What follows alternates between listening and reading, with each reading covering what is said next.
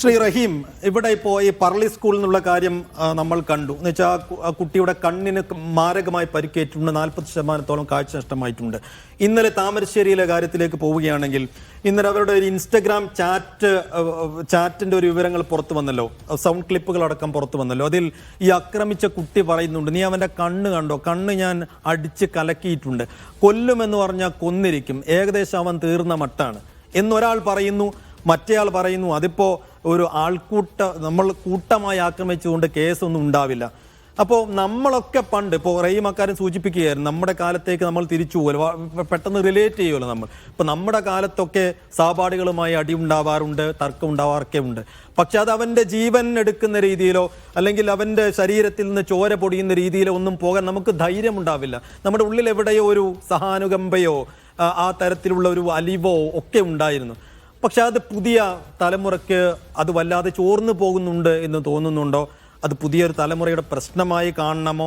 എങ്ങനെയാണ് അങ്ങ് അതിനെടുക്കുന്നത്? ചോർന്നു പോകുന്നുണ്ട്. വയലൻസ് ഒരു ഏറ്റവും ഗ്ലാമറായ ഒരു കാര്യമായി, വളരെ ന്യൂട്രലായ ഒരു കാര്യമായി, അതിലുപരി പറഞ്ഞാൽ അതൊരു ഹീറോയിസമായ ഒരു കാര്യമായിട്ട് വയലൻസിനെ പുതിയ തലമുറ കൺസീവ് ചെയ്തിരിക്കുന്നു എന്നുള്ളതാണ് ഏറ്റവും അപകടകരമായ കാര്യം.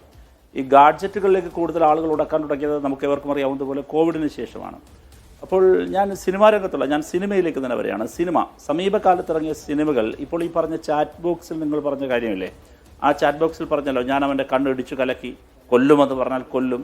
നിങ്ങൾ നോക്കൂ, ഈ പറയുന്നൊരു മാനസികാവസ്ഥ നമ്മുടെ കുഞ്ഞുങ്ങളിൽ ഉൽപ്പാദിപ്പിക്കുന്നതിൽ സമീപകാലത്ത് ഇറങ്ങിയ വയലൻസ് കമ്മോഡിറ്റിയാക്കി മാറ്റിയ സിനിമകൾക്ക് വലിയ സ്വാധീനമുണ്ട്. ഞാനൊരു സിനിമയുടെ പേര് എടുത്തു പറയാൻ ആഗ്രഹിക്കുന്നത് മാർക്കോ എന്ന് പറയുന്ന സിനിമയാണ്. എത്ര വലിയ സെലിബ്രേഷൻ ആയിരുന്നു മാർക്കോ സിനിമ. എന്തായിരുന്നു മാർക്കോ സിനിമയുടെ കോണ്ടന്റ് എന്ന് പറയുന്നത്?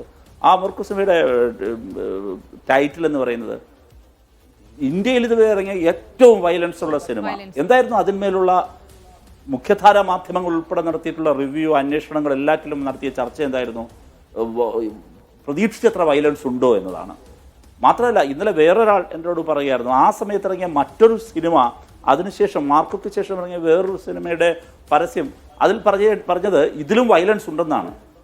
അപ്പോൾ ഒരു സിനിമയിലെ വയലൻസിൻ്റെ ചരിത്രം എടുത്താൽ പണ്ട് മുതലേയുള്ള സിനിമകളിൽ വയലൻസ് ഉണ്ട്, റേപ്പ് സീനുകളുണ്ട്, മദ്യപാനമുണ്ട്, മറ്റൊരുപാട് കാര്യങ്ങൾ പണ്ട് മുതലുള്ള സിനിമകളിൽ കാണാൻ കഴിയും.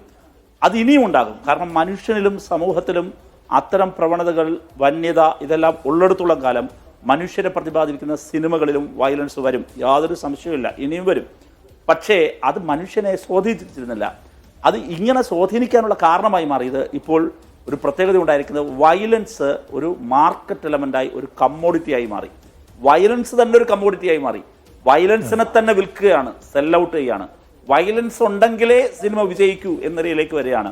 ഞാൻ പേര് പറയുന്നില്ല, വളരെ പ്രശസ്തനായ ഒരു സംവിധായകനോട് ഇന്നലെ ഞാൻ പേഴ്സണലായിട്ട് കാണാൻ അവസരം കിട്ടിയപ്പോൾ അദ്ദേഹത്തോട് സംസാരിച്ചപ്പോൾ പറഞ്ഞത്, പല നടന്മാരും ഞങ്ങളെ അതിന് കമ്പൽ ചെയ്യാറുണ്ട് എന്നതാണ്. പുതിയ കാലത്തെ കാര്യമാണ്. കുറെ കൂടി വയലൻസ് സീനുകൾ വരട്ടെ. എന്തുകൊണ്ടാണ്? ആ വയലൻസ് സെൽ ഔട്ട് ചെയ്യാൻ കഴിയും. അത് ഞാൻ കണ്ടിട്ടില്ല. ചില കൊറിയൻ സീരീസുകൾ അല്ലെങ്കിൽ ഈ പറയുന്ന മറ്റ് ചില സിനിമകൾ, അന്യഭാഷ അല്ലെങ്കിൽ അന്യദേശ ചിത്രങ്ങൾക്കപ്പുറത്ത് യൂട്യൂബിൽ വരുന്ന വീഡിയോ കോണ്ടന്റുകൾ, അങ്ങനെയുള്ള കാര്യങ്ങളിലൊക്കെ തന്നെ ഇത് വലിയ തോതിൽ വയലൻസ് സെൽ ഔട്ട് ചെയ്തു. അപ്പോൾ വയലൻസിനൊരു കൊടുക്കാൻ ശ്രമിക്കുക. അപ്പോൾ ഈ വയലൻസ് അങ്ങേയറ്റം ആഗ്രഹിക്കുന്ന ഒരു പ്രേക്ഷകർ പുതുതായി എങ്ങനെ ഉണ്ടായി എന്നുള്ളതും കൂടിയാണല്ലേ?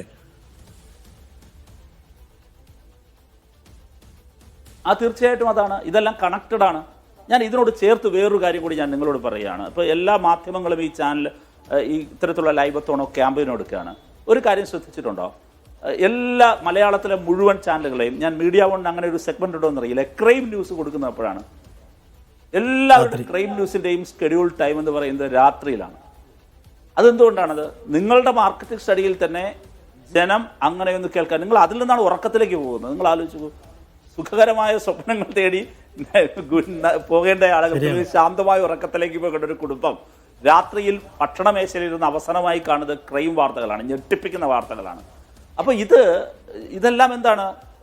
പൊതുസമൂഹം ഇത് കൺസീവ് ചെയ്യുന്നൊരു ധാരണയിലാണ്. അത് മാറണം. അതിന് എന്തു തന്നെ ആയാലും, ഇപ്പം ഞാൻ ഒരു വളരെ ഗൗരവമായി പറയുകയാണ്, വയലൻസ് സിനിമകൾക്കെതിരെ വയലൻസ് എവിടം വരെ വേണം, ഇല്ലെങ്കിൽ വയലൻസിന്റെ ഈ പറയുന്ന വയലൻസിനെ കമ്മോഡിറ്റിയാക്കി മാറ്റുന്നത്, അതാണ് ഞാൻ പറയുന്നത്. അല്ല സിനിമാ പ്രവർത്തകരെ ആകെയും മോശപ്പെടുന്ന രീതിയിൽ ഞാൻ പറയുന്നില്ല. നല്ല സിനിമകളുണ്ട്, സിനിമകൾക്കിടയിൽ വയലൻസ് വരേണ്ടി വരും, കഥാഗതിയിൽ വയലൻസ് വരേണ്ടി വരും, ഒക്കെയാണ്. പക്ഷേ വയലൻസിനെ കമ്മോഡിറ്റിയാക്കി മാറ്റുന്നത് എത്ര അപമാനകരമാണ്. വയലൻസിനെ മാത്രം മാർക്കറ്റ് ചെയ്തൊരു സിനിമയുടെ രണ്ടാം ഭാഗത്തിന് വേണ്ടി, മാർക്കോയുടെ രണ്ടാം ഭാഗത്തിന് വേണ്ടി കേരളം കാത്തിരിക്കുന്നു പോലും. എന്താണ് അതിന്റെ അർത്ഥം?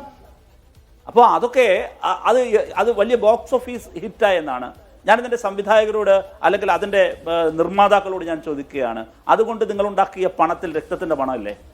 ഒരുപാട് തലമുറകളിലേക്ക് കടന്നുപോയ കാര്യങ്ങളില്ലേ അതിൽ എന്ത് സാമൂഹ്യ പ്രതിബദ്ധതയാണുള്ളത്?